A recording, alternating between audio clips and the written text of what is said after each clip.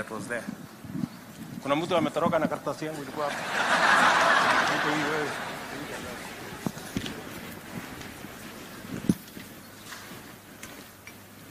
Asanteni sana. Good evening, everybody.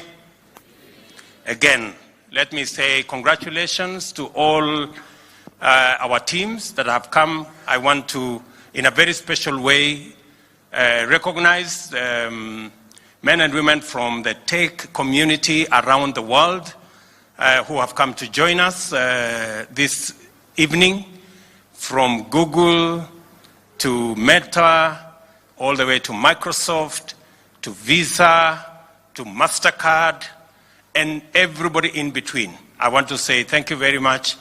And I take this on behalf of the people of Kenya to pass our gratitude for you finding time to come and share with us this moment, especially tomorrow in Jamhuru, as we celebrate our independence and as we celebrate a country that has made huge strides.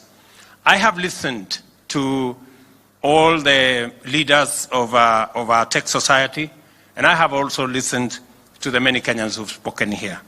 And let me say the following, that the good people, Mudhoni and Dungu from Eco Bana, I have listened to you carefully. I have seen the product you have produced, and I want to say here that the government of Kenya is going to partner with you to produce sanitary pads.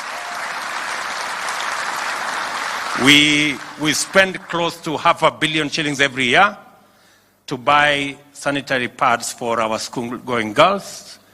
And please, I have already instructed the Ministry of Education to work with you so that we can deliver those sanitary pads. We just want to make sure that the price is right. That's all. And then we are in business. Let's, just like Mudhoni and Dungu, that going into the future, we are, as part of this tech ecosystem that we are building, we are also going to have, aside from the Hustler Fund, we are also going to have the Startups Fund. Already, the preliminary work is going on. Shortly, we will be taking the bill to Parliament so that we can de-risk all startups and make sure that we give them the opportunity to scale up and become serious enterprises. So, Mr. Mudhungu, I know you spoke about that. Mr. Shafi, I know you spoke about that from Ajabu TV. Let me tell you that we're going to put up a legal framework that will assist startups like yourselves and others in the tech space to be able to scale up, and so that we can de-risk their ideas and we can make sure that whatever it is that they have in their mind, in ideas, in innovations, can be scaled up to become serious enterprises. Let me also say that listening to my good friend Shafi, or is it? Yeah, Shafi, Jamaswet, he said that he has a challenge when he goes to the bank. And he thinks 50,000 is not in his scale. I want to tell Jamaswet to relax. By February next year, we will come up with Hustler Fund Season 2, which will now cover businesses like himself and all the others. Let me also say that as we look into this space, I have said we are working with the rest of the stakeholders in this space, in the digital space. You just saw here a framework and an MOU signed between our ICT authority and communication authority as a first step towards the 100,000 kilometers of fiber optic that will enable millions of Kenyans to come on board the tech ecosystem.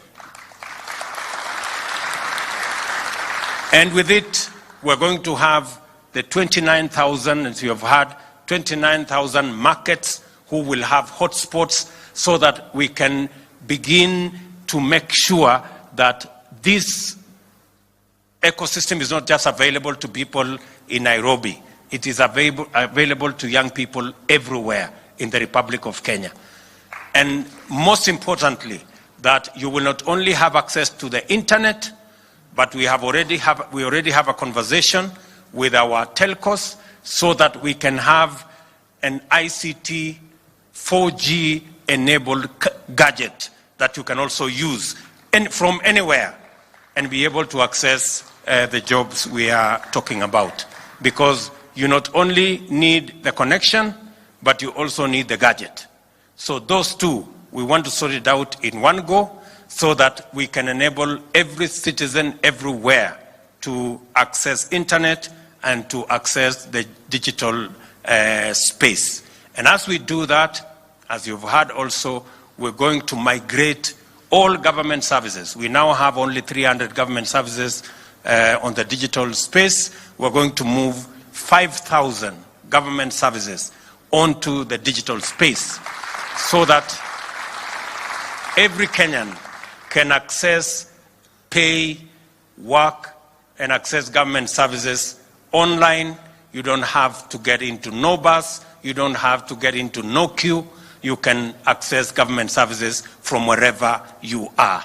And that is the journey we want to travel together. So that is the kind of Kenya we want going into the future. And I want to promise you that we will walk this journey together. As I have said, each and every one of us is welcome to Jamhuri tomorrow.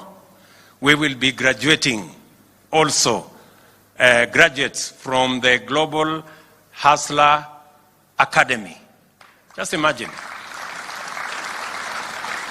You know, and this Hustler Academy, I am not the one who started. You know, many people may think that maybe this is a William Ruto thing.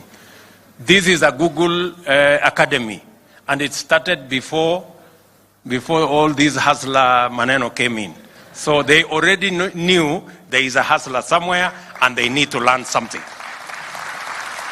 So I will be very happy to be among the people to witness the graduation of those great people as they learn different courses to be able to manage their hustles in that space. So karibuni sana Jamhuri, and as I have said, good people, tomorrow, everybody who will come to Jamhuri tomorrow, you will walk away with a course that would otherwise cost you 100,000 shillings. And you will get it for free.